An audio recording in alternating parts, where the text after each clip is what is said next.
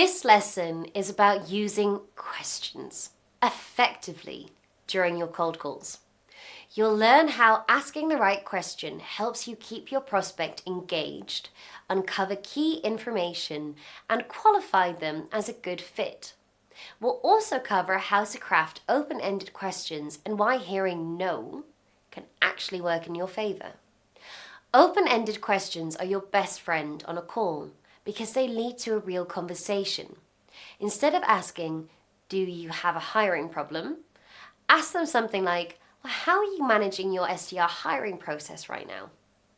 This encourages your prospect to open up and give more detailed answers, which helps you guide the conversation. The questions you ask should help you decide if this prospect is a good fit for what you're offering.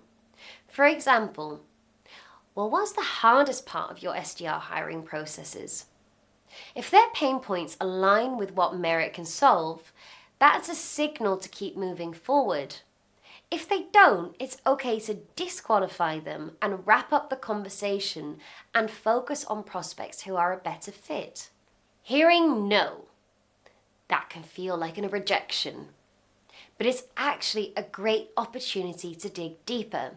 If a prospect says, "No, I don't have time to talk about hiring right now," you could respond with, "I understand, but just so I know for when I call you back, what is one of the biggest challenges that you're facing at the minute so I can personalize it better for you?"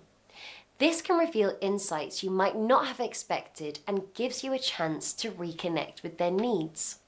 Sales is about building relationships, not just pushing a product. When you ask thoughtful, tailored questions, you turn the call into a genuine conversation. So for example, asking, "How are you managing the workload of all these new SDR interviews?" It shows that you've tuned into their situation, and this builds trust and makes them more likely to engage with you. To sum up, ask open-ended questions to get your prospect talking. Use questions to qualify or disqualify them.